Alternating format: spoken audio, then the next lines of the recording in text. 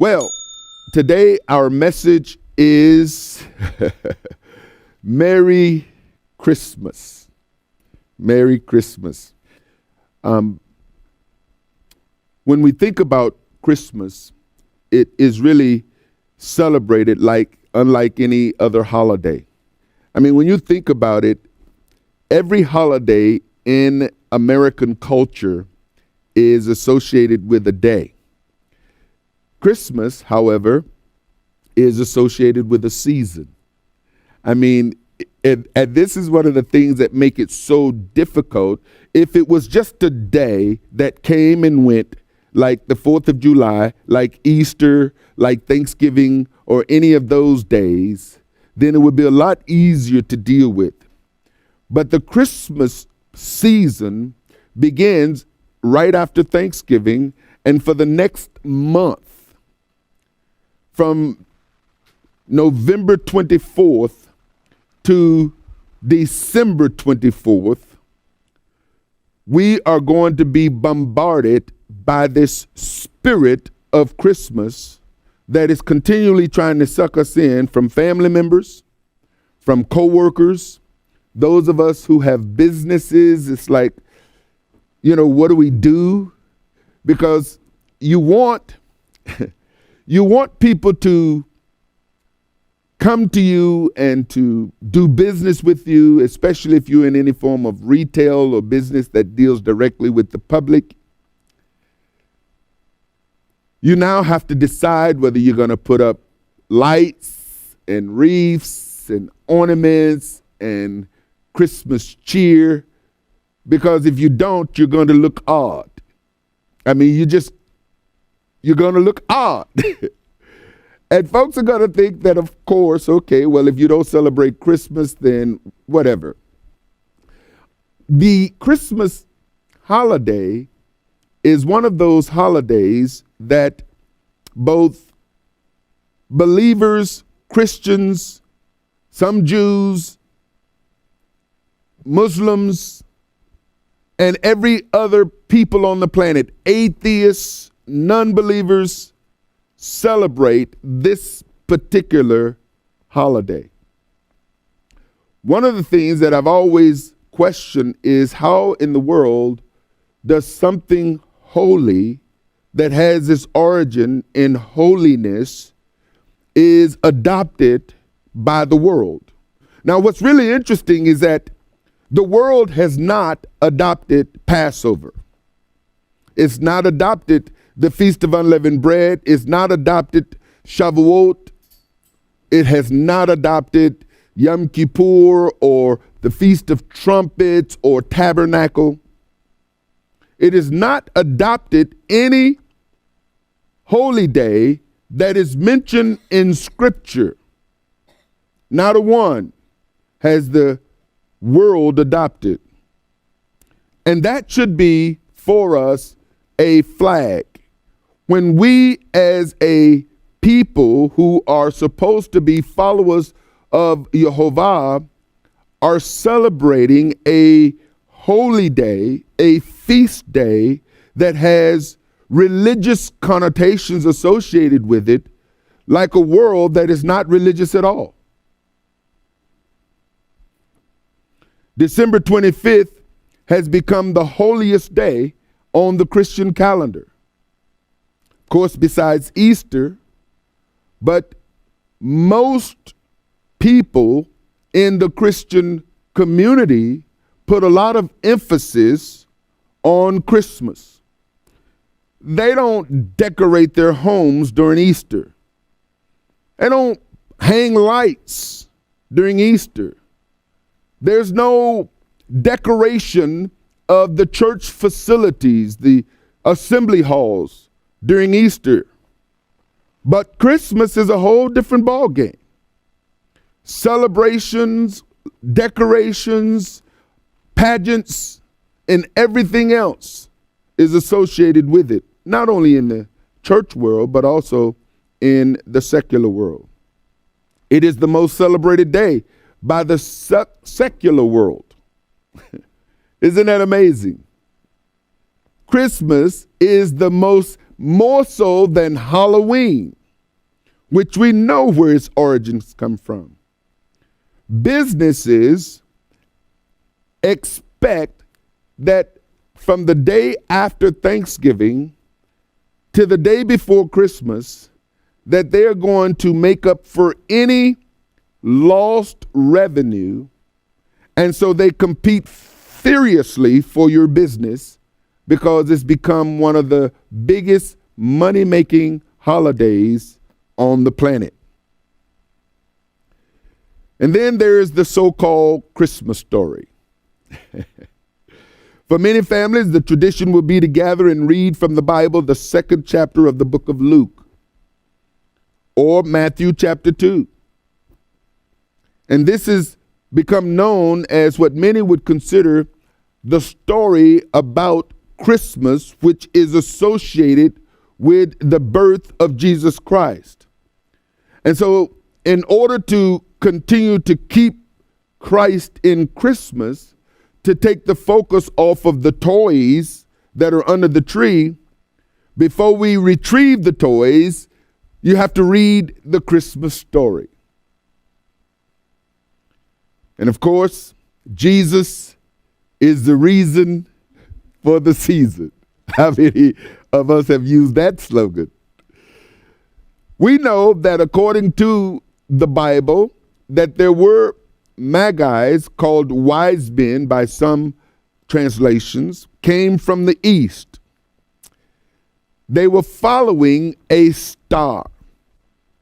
They found the baby Jesus in a manger and ended up in church. For many who no longer celebrate Christmas, it's very awkward. I mean, when you're dealing with family members and co-workers who are deeply passionate about the Christmas time of year, and you feel almost like there's a military spirit that is forcing you to embrace, to adopt, even to say Christmas. Merry Christmas. Merry Christmas. Merry Christmas. We, as Westerners, feel that when someone greets us, it's only respectful and honoring to greet them back. Hello, how are you doing today? Oh, I'm fine. Have a nice day. You too. Merry Christmas. So now what do you say? What do you do? What is the origin of Christmas? Is Christmas a worldly holiday or is it a Christian holy day? Should Christ be in Christmas? Is Jesus the reason for the season? How should true believers respond to Christmas? And we're going to deal with some of that. Where did Christmas originate? When you can trace something back to its origin, you can generally get an understanding or an idea of what it's all about. Because the origin of a thing will tell you the spirit behind it, which is why it's important, when you begin to listen to music. We hear music on the radio and, on our cell phones, on television, but very few of us really look into the lyrics and even the spirit in which these lyrics were written. You understand what I'm saying? Even Christian music. See, what many people don't know, and I know people who actually are writers of music. They don't sing it, they simply write it, and stars, people who sing, who has the voice to sing, buy these songs from people who write these songs. And so many of the songs that you hear that are being sung are not written by the people who are singing them. And when you think about some of the things that are going on when a person is coming up with the tune that they're writing it and then they're putting it out there and somebody bids on it or pay for it and put a copyright on it, put some music to it, it ends up on their CD, on their album, or whatever the case may be, their MP3. And now it's their song that they bought from someone who was probably sitting at home, conjuring up spirits, smoking marijuana, taking a hit off the crack pipe, trying to get inspiration from somewhere, write a song, and then sell it to a Christian artist. And now you're listening, and that song has become popular. And of course, it's a Christian song, even though its origin was not. There's spirits that is associated to everything we do. This is why this season is considered the Christmas season, and people get into the Christmas spirit. It's a spirit that shows up this time of year. It's not in July. It's not in August. It's not in December. In January. But it shows up right after November 24th. And now some people are trying to bring this spirit in before Thanksgiving. Where did the idea of Santa Claus come from? And how does Santa Claus, what does Santa Claus have to do with the birth of Jesus? What is mistletoes and Christmas trees and wreaths and all of the customs of exchanging gifts? Now, when you think about it, the actual gift-giving custom was taken from the Magi's or the wise men who brought gifts to Yeshua, and now that has been translated into giving gifts to one another. It's amazing when you'll find that when people sit back and think about how to incorporate pagan rituals into a spiritual environment, they have to somehow associate some form of scripture to it. So when a person takes a secular song even and then put Jesus in the song, then now we've just taken that song that was written by a secular artist and Christianized it. You see. And this is what happens. You'll find people in churches that are singing and rocking and clapping to beats that have been taken from the world, put Jesus on it, Christianized, and now it's a Christian song. And I'm going to tell you, music is notorious for that. Music is one of those entities, those things in the earth that does not need permission to enter into your spirit. The Bible says that we should be guarding our heart because out of the heart flows the issues of life. Jeremiah says the heart is deceitful above all things, who can know it? As I was driving this on my way to service this morning, Father and I, we're just dialoguing.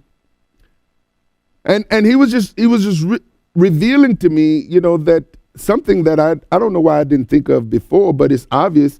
He says, the devil has an advantage. He does. You see, the advantage that the devil has over us and over our children is that we were born his.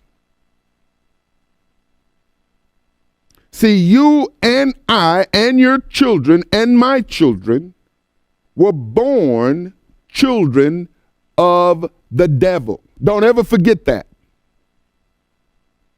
I don't care how religious you are. I don't care how long you've been in church. If you ever forget that, you will neglect the fact that we, and our children must be born again. Your children are children of the devil unless you lay claim to them and teach diligently the word of YeHoVaH that is going to transform them from children of darkness to children of light. If you don't do that, if you let your children grow up on their own, they are simply going to follow the path that the enemy has already laid out for them and never ever find the path that YeHoVaH and the plan that he has for their lives. This is why you'll find, and the next message we're going to be doing is, and you shall teach. You see, the Father didn't say just teach, but teach diligently. Because if we don't grab a hold of the word of YeHoVaH, we have no choice but to become fodder for the enemy.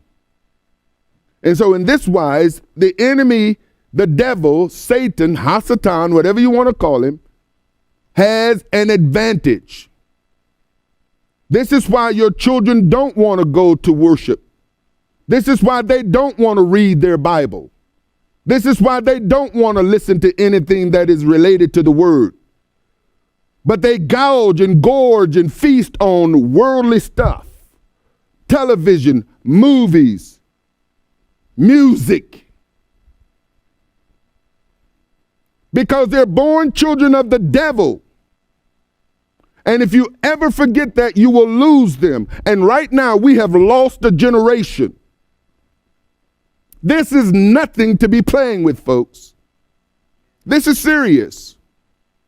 And so our children and many of us, we would much rather celebrate the things that the world accepts because we don't want to deal with the rejection of the world for rejecting that paganism that the world is steeped in, because the world that has not accepted the Messiah are children of the devil.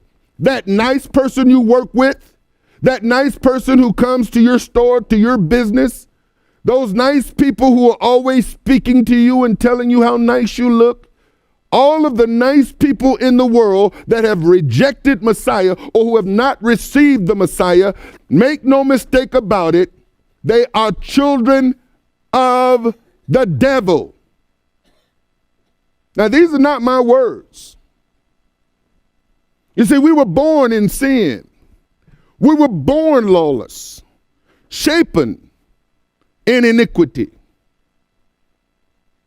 And if we don't teach and teach diligently, day and night, when you rise up, when you go to bed, day and night. Oh, you wait till I bring this message out. Many are concerned about putting Christ back into Christmas. And the question is, was he ever there? This has been the argument for the church. They're trying to steal Christmas. Oh, yeah? Well, who gave you Christmas? If it don't belong to you, why are you trying to hold on to it? It's amazing to me that the world who rejects the holy days that YeHoVaH has given us want to fight for something that its origin is of the devil. Now that lets us know whose daddy they're answering to. So they have to keep Christ in Christmas. Christmas is thought by most to be a wonderful time. The lights are pretty. The carols are nice. The smells are wonderful. Oh, it's nice riding through downtown and seeing all the beautiful lights. I mean, it just makes you all warm and fuzzy inside, don't it? I mean, come on, be honest. Sometimes I just want to stop and stare. Wow, look at the lights. They're just it's something about lights and fire that causes us to gaze into it. We just, wow. You're sitting there, the fireplace is going, you're just looking into the fire. Bonfire, you're just looking into the fire. In a daze. The lights, the pretty lights, you just look at them, wow. Oh, and when they twinkle, oh, twinkle, twinkle, little star. It just pulls us right in, and next thing you know, we got to shake ourselves. What am I doing?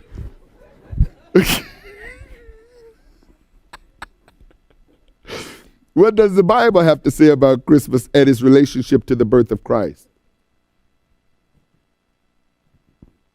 Nothing. Is Christmas even in the Bible? No. So why are people trying to put it there? Where did the Christmas tradition truly begin? I think we can trace it all the way back to Genesis chapter 10. In Genesis chapter 10, verse 8, and Cush begot Nimrod. He began to be a mighty one.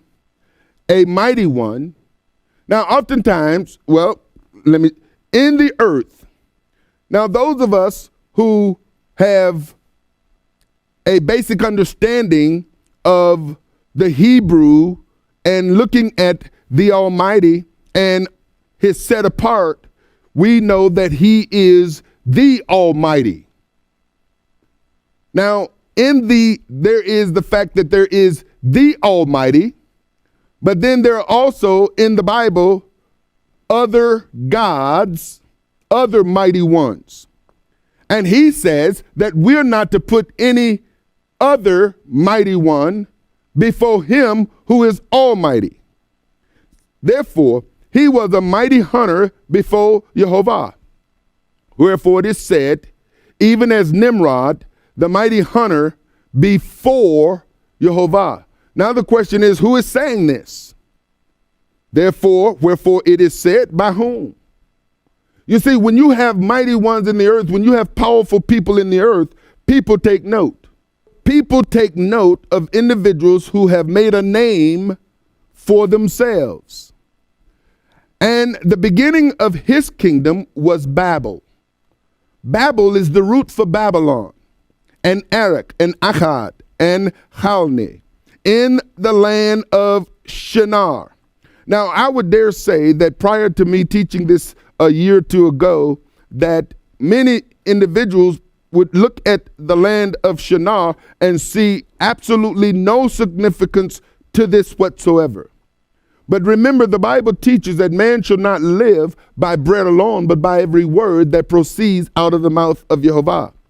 When you begin to look at the origin of a thing, especially when something is manufactured, every manufacturer typically creates a owner's manual or manufacturer's manual, and with that comes a manufacturer warranty if you operate what the manufacturer has manufactured according to its instructions. You violate the warranty when you don't operate it according to the manufacturer's instruction. The origin of the thing is the manufacturer. The manufacturer decides that it is going to create something for a particular purpose. And generally, it's going to meet the need of people, and their response is that I have to have that, or I want that, or I want to do that. When it comes down to the things in the Bible, again, the origin of a thing is important to identify, because once you identify the origin of it, you get closer to the spirit that is behind it.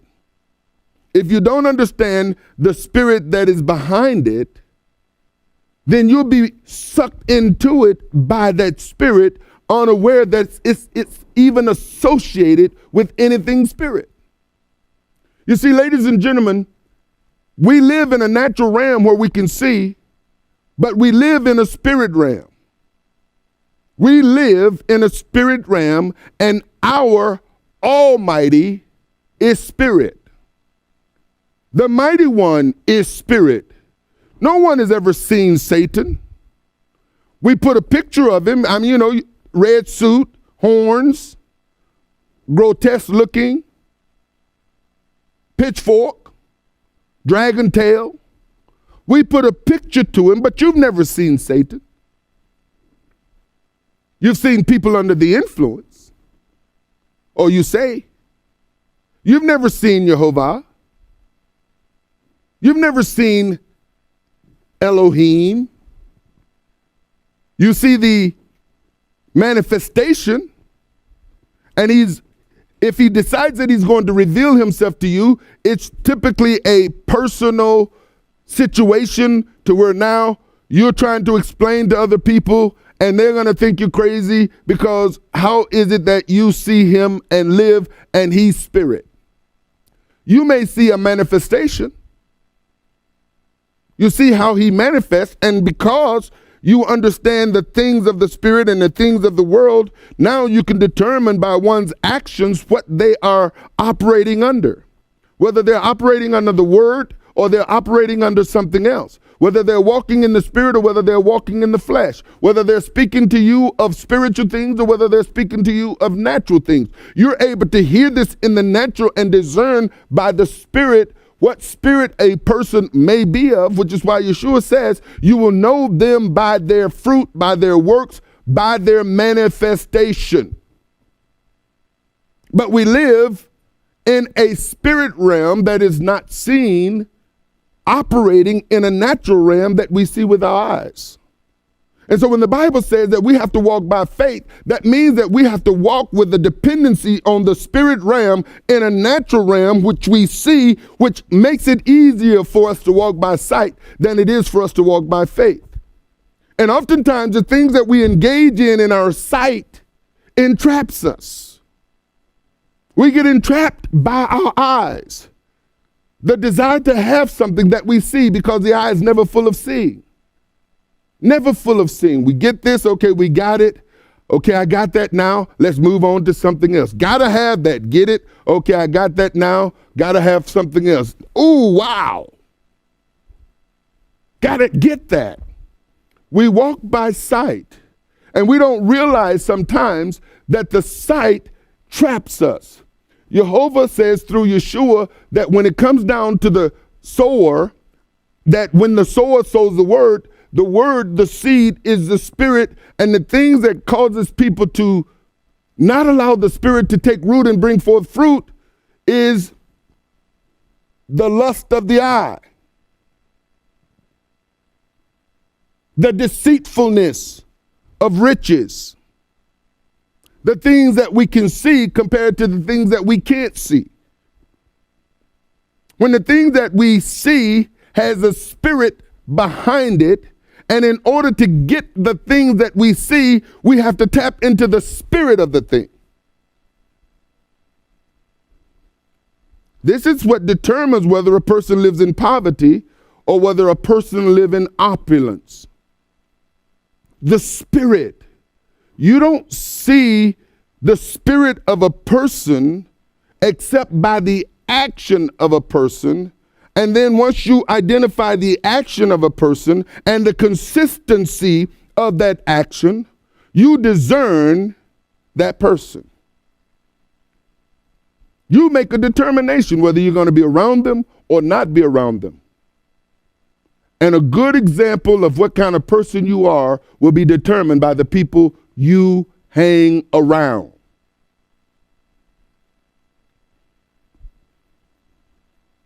The word before is the Hebrew word panim, plural but always a singular of an unused noun, panah, the face, as the part that turns, used in a great variety of application, literally and figuratively against. Another word is anger. He was a mighty hunter before.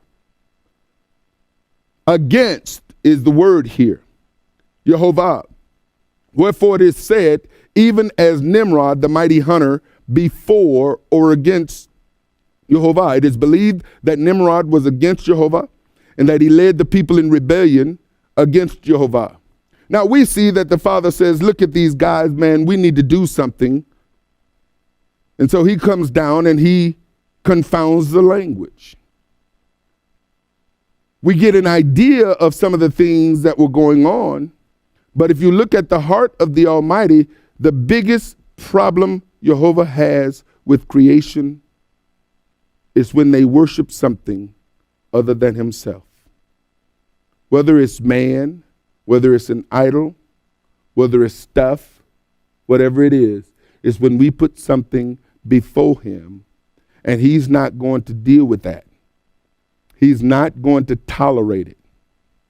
So here in his creation, he confounds the language. And so under Nimrod's leadership in Genesis 11, the whole earth was of one language and of one speech. And it came to pass as they journeyed from the east that they found a plain in the land of Shinar. The land of Shinar will become known as Babylon. And they dwelt there. And they said one to another, go to, let us make brick and burn them thoroughly. And they had brick for stone and slime had they for mortar. And they said, go to, let us build a city and a tower whose top may reach unto heaven. And let us make us a name. Every city on the planet is trying to make a name for itself. They want to be a leader. Now, cities here in the United States have compatible or sister cities in other countries. Some cities are known for one thing, another city is known for another. And every city is trying to attract businesses and people so that it can grow and expand itself to be known as a great city. Some cities we know in the world today have become icons. Detroit used to be an icon. New York, Chicago, San Francisco, LA, Paris. They said, let us make a name lest we be scattered abroad upon the face of the earth. And YeHoVaH came down to see the city and the tower which the children of men build. And YeHoVaH says, behold, the people is one, and they have all one language. And this they begin to do. And now nothing will be restrained from them, which they have imagined to do. Now, why is this a problem? I mean, the Bible wants us and tell us that we should be one. The Bible teaches us that we should all be saying the same thing. The Bible shows us very clearly that when it comes down to faith, that we should all be on the same page. So why is this a problem? Go to, let us go down and there confound their language, that they may not understand one another's speech. So YeHoVaH scattered them abroad from thence upon the face of all the earth, and they left off to build the city. Therefore is the name of it called Babel, because YeHoVaH did there confound the language of all the earth, and from thence. You see, the problem is that they were trying to make a name for themselves. That's the issue. It's when you try to make a name for yourself. Now, YeHoVaH says, because over time, people get wise to YeHoVaH, and it is said, you know, except YeHoVaH builds the house, the laborer labors in vain. Except he watches over the city, the watchman watch in vain. Basically, it's saying that if the Almighty is not in it, his people shouldn't be in it either. Now, that's a simple fact. If YeHoVaH is not in it, those who confess YeHoVaH shouldn't be in it either. And in order to determine whether the Almighty is in something or not is going to require, one, a knowledge of his word, a understanding by his spirit, and really, when you begin to understand what his word says and understand his spirit, then now you can be able to determine based on what is going on in something, whether or not it is of him or it is not of him. And many of us have gotten involved, engaged, and entangled in stuff, knowing right off that he wasn't in it, but trying somehow to figure out how to make it right.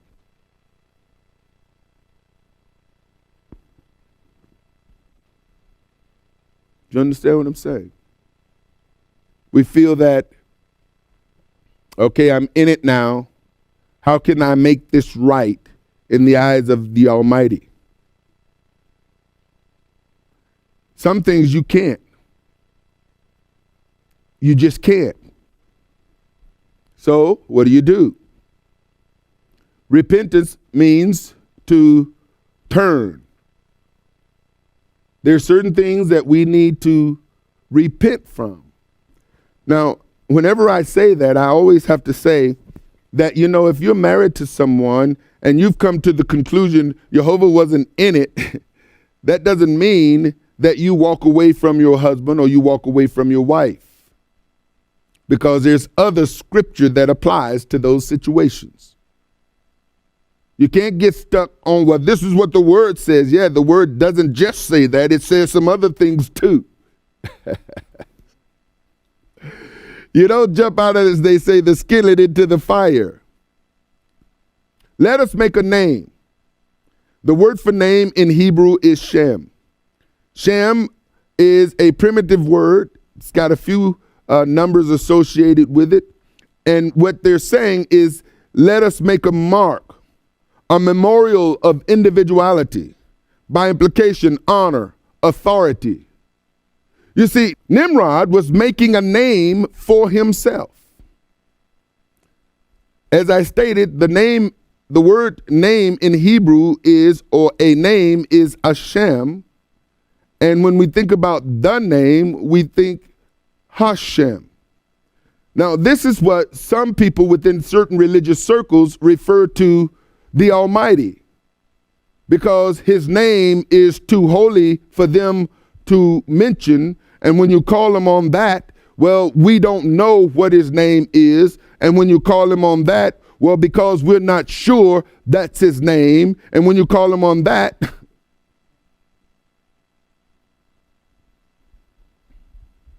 twice in identifying this rebellion against YeHoVaH, it is noted where the rebellion began. And the beginning of his kingdom was Babel. The beginning of Nimrod's kingdom was Babel.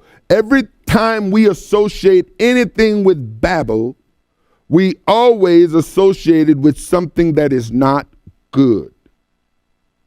The spirit of Nimrod.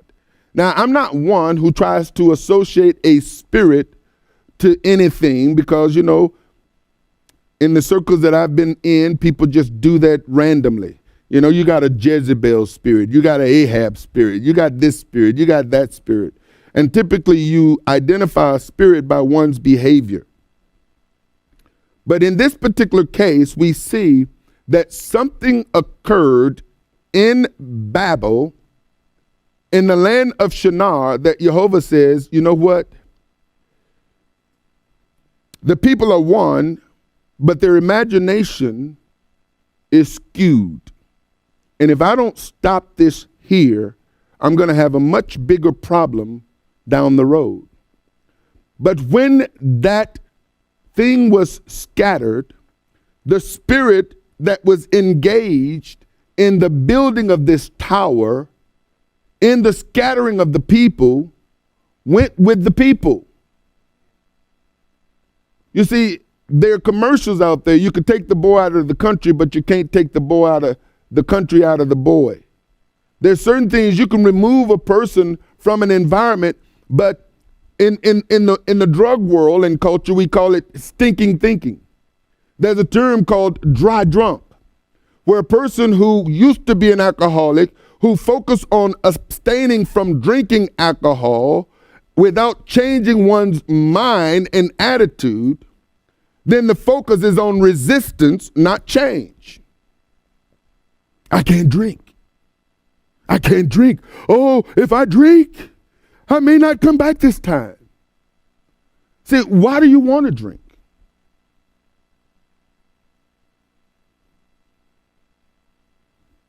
Are you an addict? Well, they told me I'm an addict. Once an addict, always an addict. Does that mean once a son of Satan, always a son of Satan? Does that mean once a sinner, always a sinner? People can't change.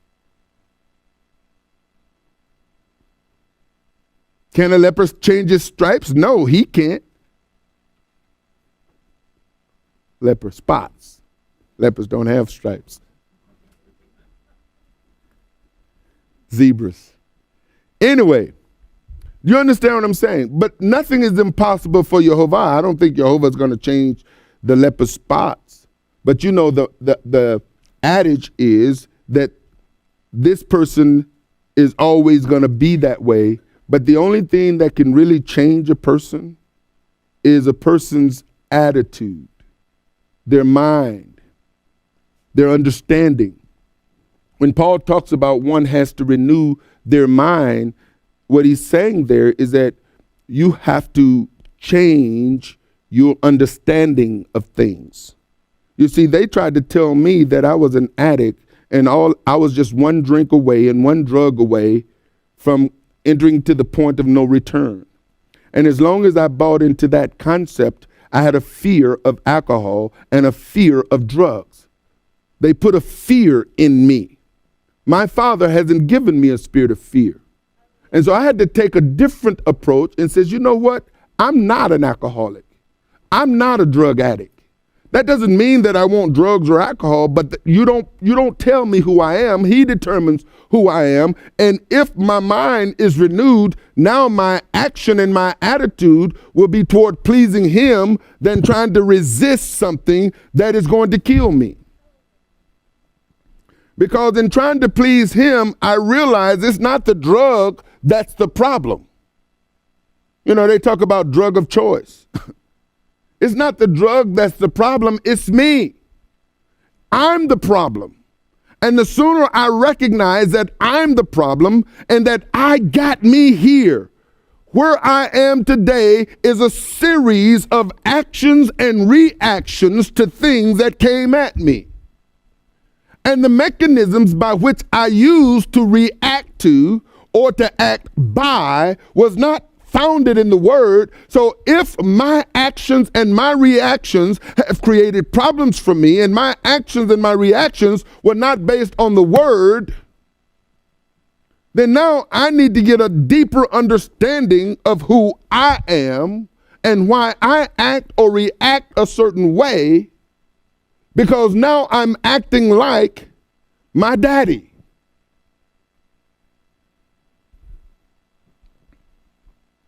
You see.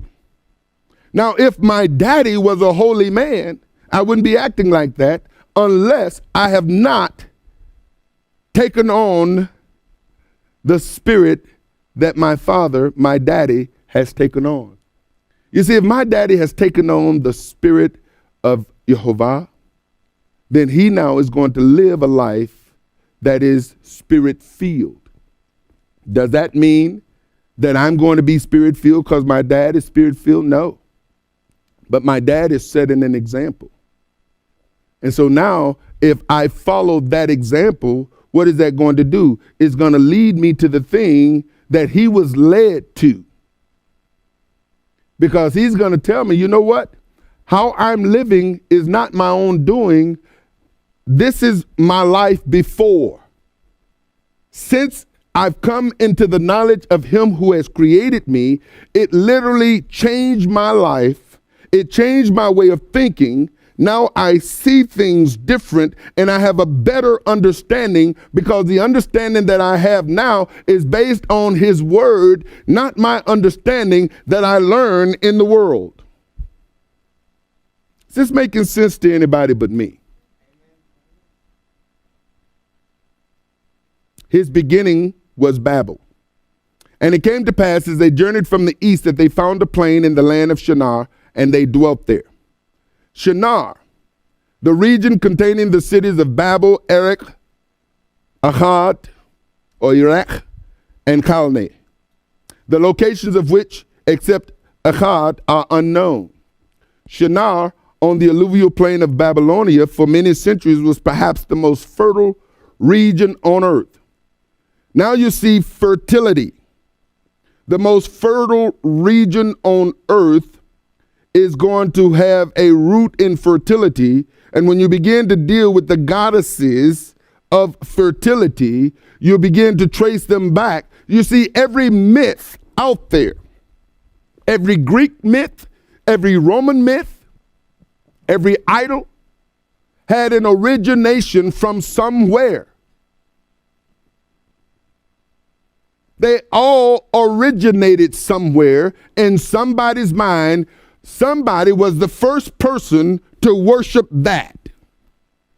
So I need to find out, okay, where is the first place in history, especially if I can find it in the scripture, where this thing started? Because now I can see the motivation. I can see what caused it to do that. I can see the response, the reaction of what it, how it evolved. And so now I know what it's based on. Once I know that, then I determine whether it's good or evil. Until then, I have no knowledge. I can just go along with everybody else. And that's what we did. We did that with Sunday. We did that with Christmas and Easter. We've done that most of our lives. And when we start asking questions and beginning to look at the origin of things, you say, wait a minute. Hold it. Now you decide to get off the bus. And most of us, as an analogy, get off the bus in the middle of nowhere with no idea where we're going and how we're going to get there. Faith in YeHoVaH is like getting off the bus in the middle of the desert, trusting that he's going to take care of you. You see why many people don't get off the bus? What am I going to do? I'm going to die out here. There's nowhere to go. I look around and I see nothing but desert. Oftentimes, that's what faith looks like. You can't see your own way. But I know one thing. Where this bus is headed, I don't want to be on it. The early post-Diluvians traveled east and started to build a tower there. Genesis 11, 1 through 9. Amraphel, king of Shinar, invaded Canaan in the days of Abraham. We find that in Genesis 14. Nebuchadnezzar was ruler of the land of Shinar. At that time, it was known as Babylon. Daniel 1, 2. And legend has it that in the midst of the tumult of war, Nimrod and Semiramis met, and in none too savory circumstances, for tradition states that she was an inn brothel keeper in the city of Erech, a madam. Semiramis was a native of Erech, which is evidenced by its name, seems to have been built by a Hamitic family. Ham's wife was said to have been descended from Cain, who built the first Erech in honor of his son. The name Semiramis is a later Hellenized form of Sumerian, which is Samurat, or gift of the sea. And you'll find that if you don't do the research on Shinar, you'll never see Semiramis because it's not there. And you have people who don't want to do the research, who want to question the research without even doing the research.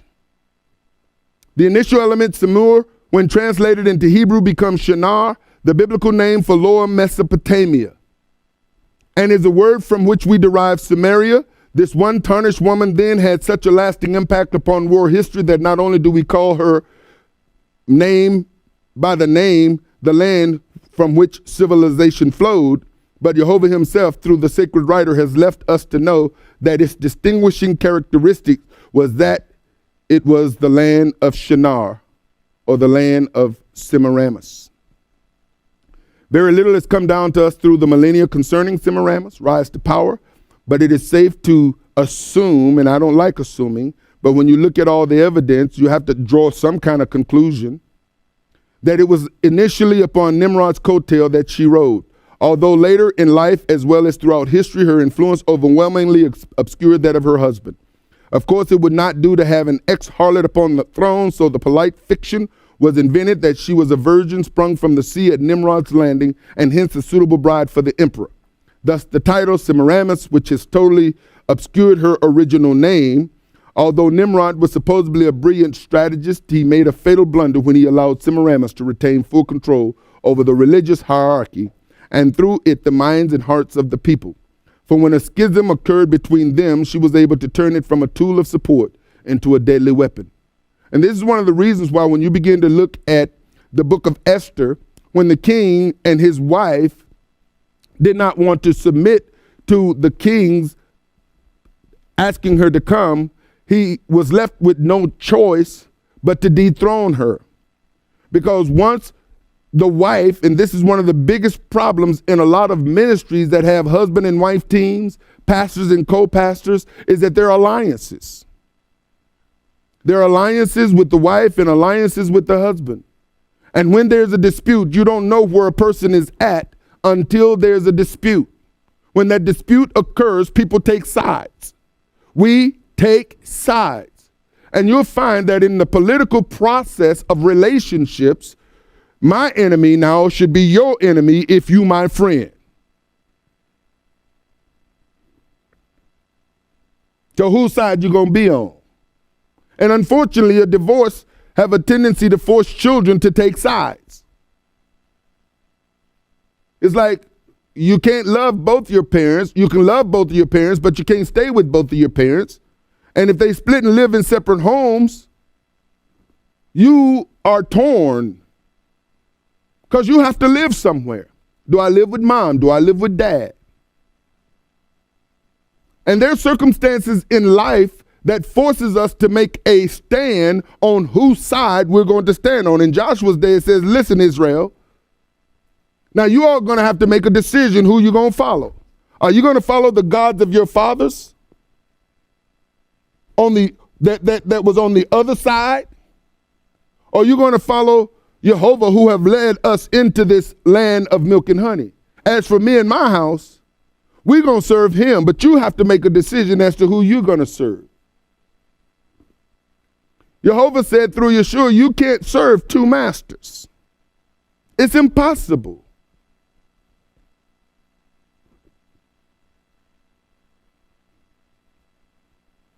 You know, I knew someone who joined rival gangs. How do you be in two gangs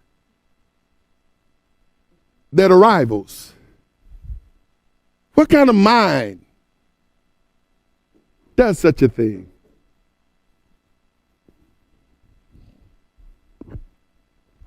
The rift between husband and wife occurred when the queen bore an illegitimate son, and the king threatened her with both dethronement and exposure of her true origin. Now, when you're dealing with a harlot, when you're dealing with a prostitute, when you're dealing with the lady of the night, when you're dealing with the person who is promiscuous, they're not loyal. You understand what I'm saying? And that seems to be the situation with Semiramis. She wasn't loyal. She had a tendency to, anyway.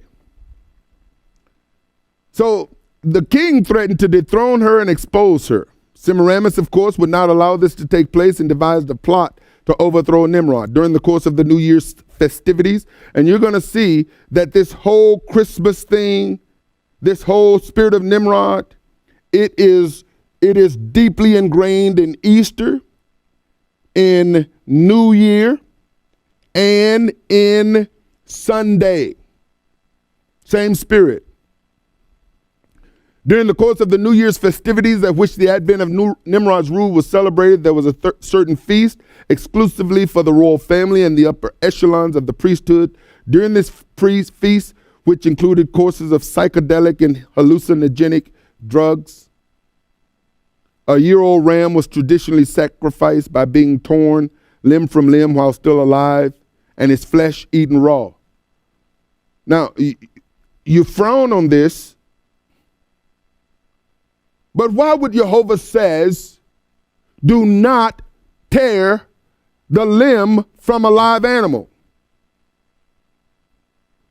You see, when you understand the Torah, when you've read the Torah and you read stuff like this, it starts to make sense.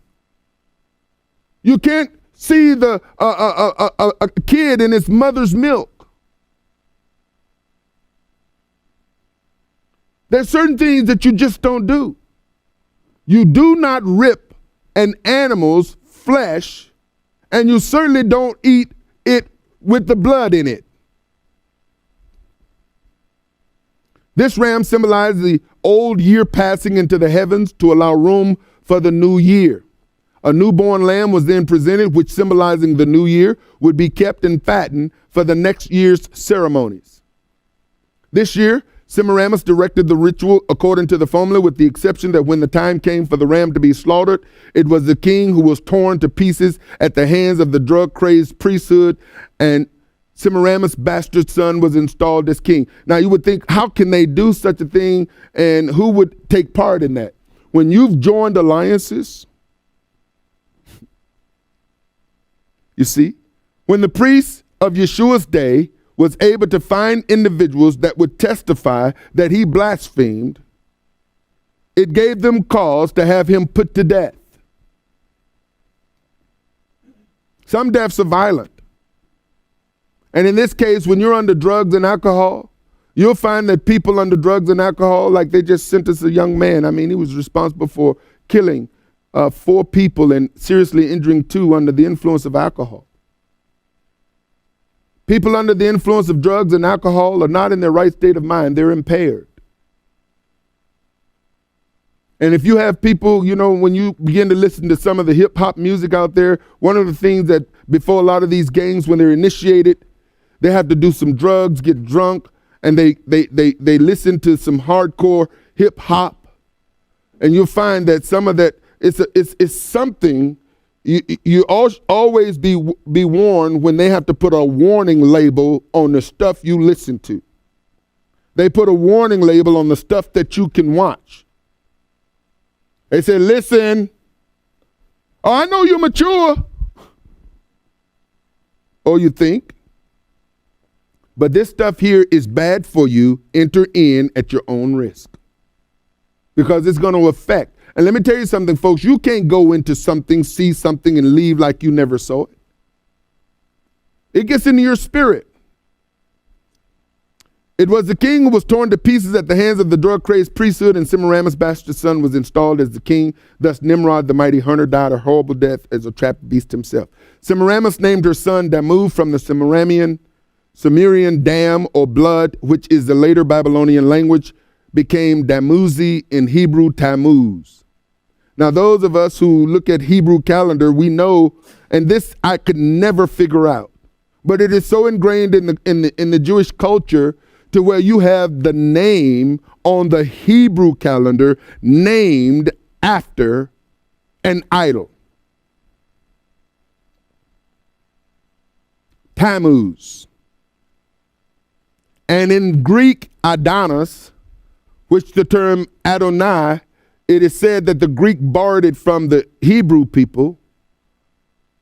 Adonis was a borrowing from the Semitic word Adon, meaning Lord, which is related to Adonai, one of the names used to refer to the God in the Hebrew Bible and still used in Judaism to the present day.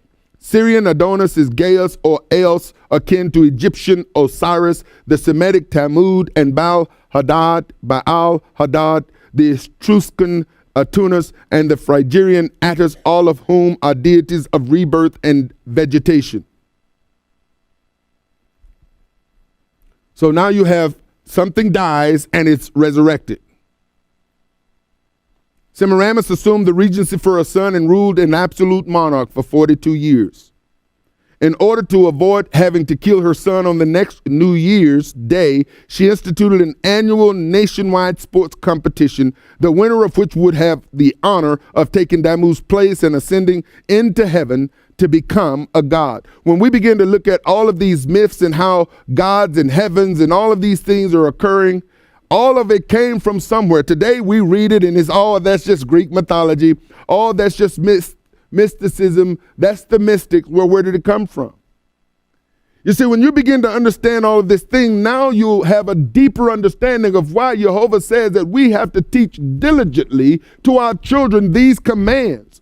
Because if we don't teach diligently these commands, the world around them is going to suck them up because they've already been born into the world, even though they came from your house. Adam and Eve were made in the image of YeHoVaH, and one of their two sons were a murderer. No influence. You understand what I'm saying? Make no mistake that just because you love the Lord, and those of us who are honest, we know that with all of our love for the Almighty, that there are people in our house and in our families who don't. And we have to live with that. And we have to deal with that. And then we have people in our homes, in our families, in our lives that worship other or that do things that lack understanding. From Babylon, this mystery religion spread to all the surrounding nations. As the years went on and the world was populated by the descendants of Noah, everywhere the symbols were the same, and everywhere the cult of the mother and child became the popular system. Their worship was celebrated with the most disgusting and immoral practices. The sign of the cross was sacred to Tammuz, as symbolizing the life-giving principle and as the first letter of his name. It is represented upon vast numbers of the most ancient altars and temples, and did not, as many have supposed, originate with Christianity. You think about it. The cross supposedly is what Yeshua was crucified on. If Yeshua was crucified on the cross, then the cross was before Yeshua.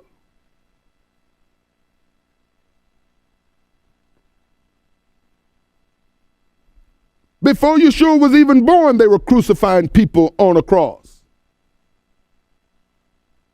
But just like good Christians, we take something evil and try to turn it into something good.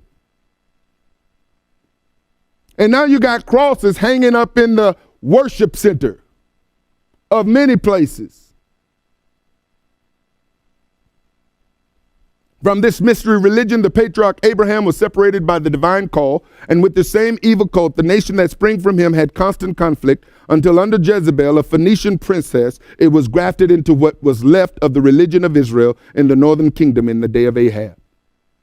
Now we've traced it from Nimrod all the way into Jezebel and Ahab in the northern kingdom, but it goes much further. It was the cause of this captivity at the last. Judah was polluted by it, for Baal worship was but the Canaanite form of Babylonian mysteries, and only by being sent into captivity to Babylon itself did Judah become partially cured of her fondness of idolatry. Baal was the sun god, the life-giving one, identical with Tammuz.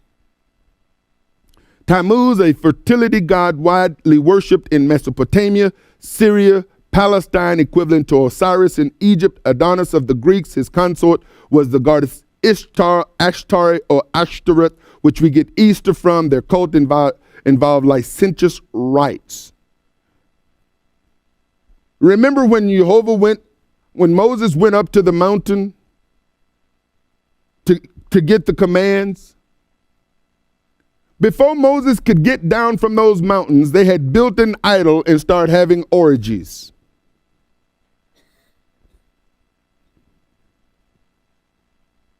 That stuff was in them. They took it into the land. Well, no, they didn't. But the Spirit went into the land. Those who came out of Egypt, we know they didn't make it. Their children made it. But the Spirit was there. Matter of fact, YeHoVaH said to him, says, listen, y'all about to enter into the land. Moses, listen, you've given these people my laws. As soon as you dead, here's what they're going to do. They're not going to follow my laws. And those who do and hold people to it are ridiculed, condemned.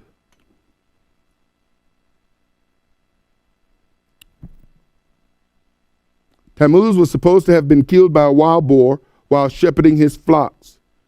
Now you're going to see why there's ham. I mean, how did pork, that which is forbidden in Scripture become the main dish for Easter. Oh, and then we get honey glazed.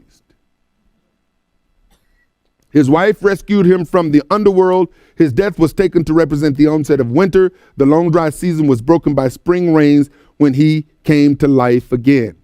The 4th month of the Babylonian and later Jewish calendar was named for him, Tammuz. The only mention of him in the Bible occurs in connection with the custom of women mourning for him in Ezekiel 8:14. His Greek name, Adonis, is derived from the Phoenician and Hebrew word for Lord. The letter T, again, is a pagan symbol of the god Tammuz. And here we see some ancient lettering, icons, images. And this thing known as a flying penis is the first symbol of the cross. You can see it on the top side, and it looks like it has a woman's image, sexual image, and on the flip side, a man. The tradition of the symbol of Tammuz evolved. Pope Benedict. Now notice the shape of the cross he is wearing on his vestment. It's not a long cross like we would normally see. When I was a Lutheran pastor, this is what I wore. All of the Catholics, and you'll see these long crosses, and then in the Church of God in Christ, they have them around their neck, but they have the cross in their pocket. So you'll see a person with the collar on, he's got a gold chain around his neck or a chain around his neck, and it looked like whatever is in there, the thing is underneath his vest because it's in his pocket. That's a symbol and way to identify Church of God in Christ people, especially their priests or ministers or pastors. Lutherans, Episcopalians, Catholics, Roman Catholics, big crosses.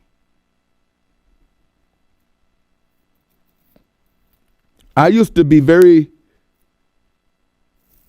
love this symbol, proud, if you would, because this represented my Savior.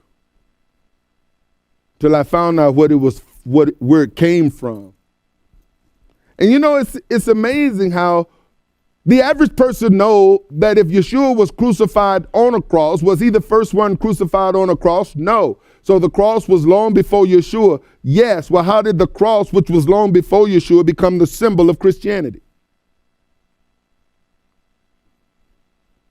As a Lutheran pastor, as I said, during I'd put on my robe and put my cross on, and that would be it. Ancient symbols of the cross, other symbols of the cross, the ankhs.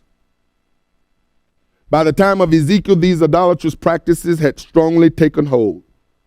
Now, YeHoVaH warned his people. He warned them in the commands. In the Torah is full of commands warning against idolatry, and yet idolatry was so much part of his people's lives that he sent them into captivity over and over and over and over again, trying to purge them of idolatry. And even to this day, his people are still engaged in idolatry, trying to make idolatry holy by adding some scripture to it.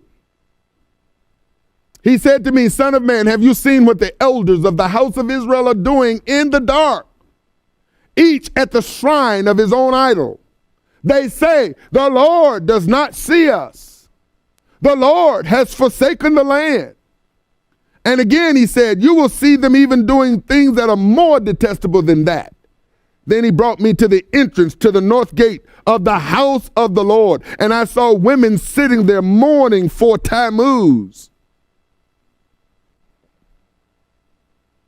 He then brought me into the inner court of the house of the Lord, and there at the entrance to the temple between the portico and the altar were about 25 men with their backs toward the temple.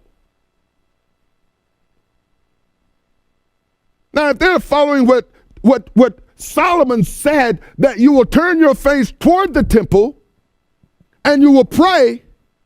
Here they are at the temple facing east, with their backs toward the east, with their backs toward the temple of the Lord and their faces toward the east. They were bowing down to the sun in the east. To date, Christians, Jews, and many Muslims face east when they pray. I put up a teaching on YouTube and talk about this whole idea of praying toward the east. Most people, especially religious people who do it, I know friends, people that I've gone, they're religious institutes. Every time they pray, you know, part of the service is they have the whole congregation face the east, and they say, well, you know, we're facing toward Jerusalem, toward the temple. Well, you know, if the world is round, even if you face west, you're praying toward the temple, or north, or south. Do you understand what I'm saying? It's a round world. It's not a flat world. So you got people in the east praying to the east. People in the west praying to the east. This practice is right here. He said to me, have you seen this, Son of Man? Is it a trivial matter for the house of Judah to do the detestable things they are doing here? Must they also fill the land with violence and continually provoke me to anger? Look at them, putting the branch to their nose. Some would say that could possibly be a holly, a wreath. Therefore, I will deal with them in anger. I will not look on them with pity or spare them. Although they shout in my ears, I will not listen to them. They're doing all these detestable things, and they're going to get to a point to where all these detestable things are going to ensnare them so much, and even though they've been warned, you're going into a trap, you're being ensnared, you're going to get caught up. It's my life. Repent.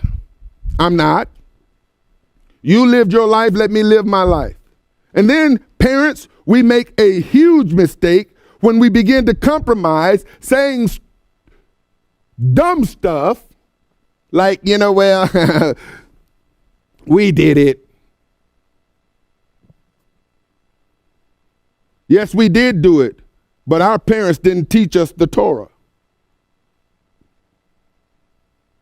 Yeah, we did some dumb stuff. And then they want to, well, you know, when you was my age, you did this stuff.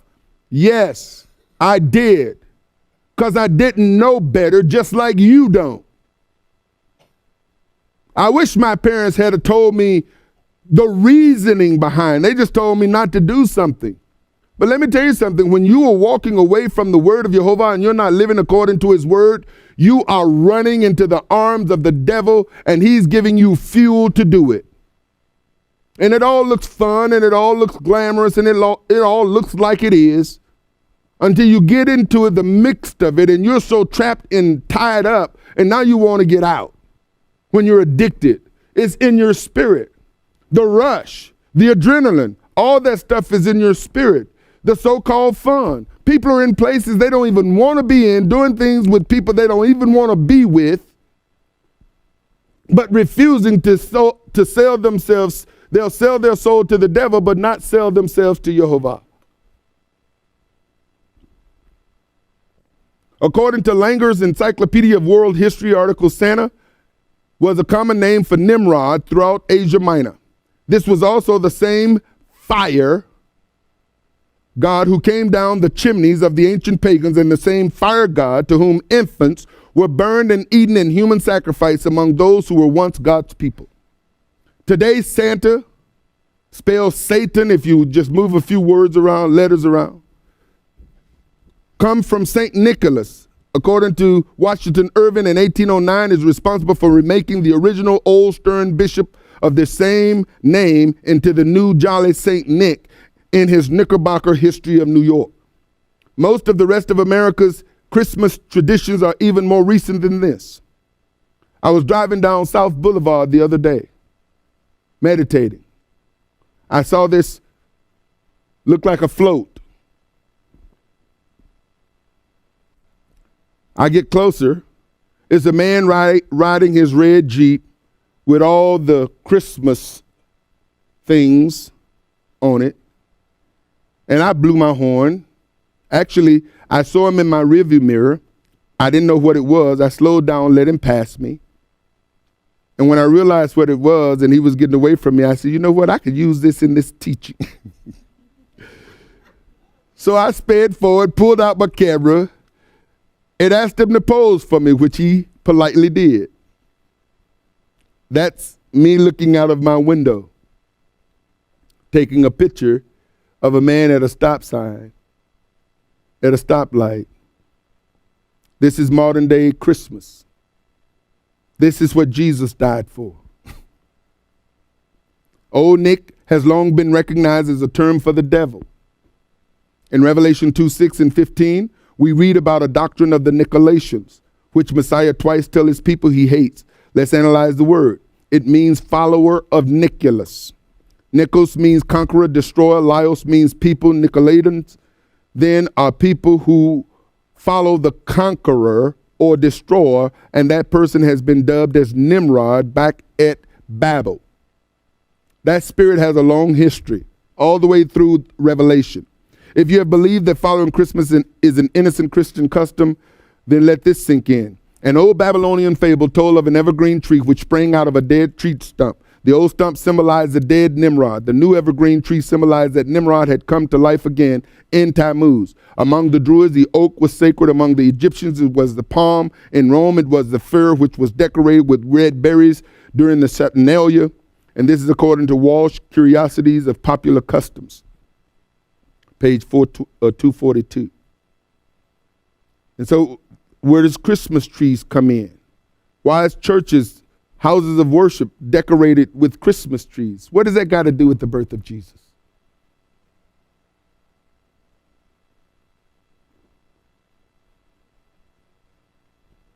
The Encyclopedia Britannica under Celestralis exposed the origin of the holly wreath. European pagans brought holly sprays into their homes, offering them to the fairy people of the forest as refuge from the harsh winter weather.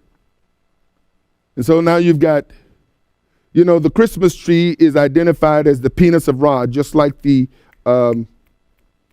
steeple on the churches. The wreath, do I need to tell you what that symbolized? During the Saturnalia, the Roman, and see, all of this stuff is associated with orgies and pagan rituals and sex gods and fertilities. And people can't make the connection. Well, that's not what we do.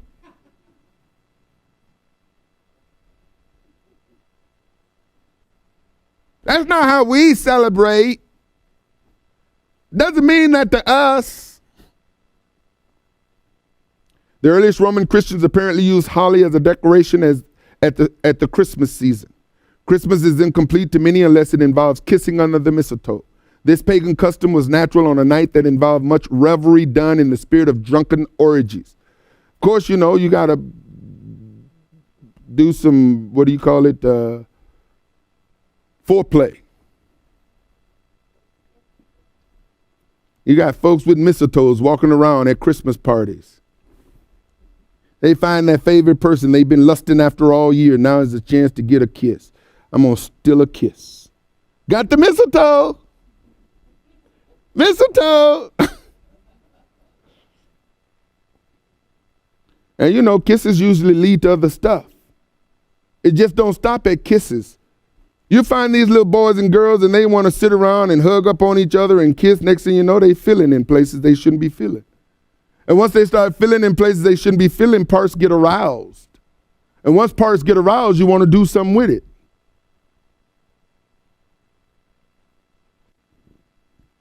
Been there. And yet we say, now, y'all supposed to keep it holy. That's what I said. My wife, I'm so thankful for my wife. My wife, she takes it the next level. Take your hand off her. If y'all need to sit in two different chairs, but This pagan custom was natural on a night that involved much revelry done in the spirit of drunken orgies. Just like today, this kissing usually occurred at the beginning of the Saturnalia Christmas celebration. Jeremiah 10, 1, 4. I want to leave with this because I need to address this. Hear ye the word which YeHoVaH speaks unto you, O house of Israel. Thus saith YeHoVaH, learn not the way of the heathen. Now, we are not to learn the way of the heathen. And everything that I just showed you about Christmas has pagan, heathen origin. And be not dismayed at the signs of heaven, for the heathen are dismayed at them. For the customs of the people are vain, for one cutteth the tree out of the forest, the work of the hands of the workman with an axe. They deck it with silver and with gold. They fasten it with nails and with hammers, that it moves not. This has absolutely nothing to do with the Christmas tree. Nothing. Now, people want to use this, especially when they're dealing with people who don't know any better. It's easy to say they deck it with silver and with gold and fasten it with nails, with hammers. This deals with idolatry. They are upright as the palm tree, but speak not. They must needs be borne, carried, because they cannot go. Be not afraid of them. For they cannot do evil, neither also is it in them to do good. This is dealing with an individual going out into the wood, because some idols were made of wood, some idols were made of stone, some idols were made of metal. And so they would go out in the woods, they would cut down a tree, and then they would shape and form their idol after it. And then they would bring it in their homes and they would worship it. Now, can you associate this with Christmas and the Christmas tree? It's a stretch. You could. But you need to know that that's not what this is about. If somebody bring that to me and says, see, this is why you shouldn't have Christmas trees, I would argue them successfully and make them look like they don't know what they're talking about. So if you're using this for that purpose without laying a foundation, there's no way in the world you be taking scripture and twisting it. For as much as there is none like unto thee, O YeHoVaH, thou art great, and in thy name is great in might. And thy name is great in might. We're not going to read these, but I encourage you to read Matthew chapter 2, verses 1 through 11. And you'll notice that the Christmas story doesn't start in Matthew chapter 2. Those who read the Christmas story starts in Luke. They go to Luke and work their way backwards to Matthew, because Luke deals more with the birth. Matthew deals more with the Magi's coming after the birth. But if you notice, the Magi's didn't come to a manger. They came to a house. Pay attention when you read it. They came into a house, not into a manger, where there was not into a stall where there was a baby in a manger. But all of the nativity scenes, you see the Magi's, the shepherds, Mary and Joseph, the baby, animals in a stall with a baby in a manger.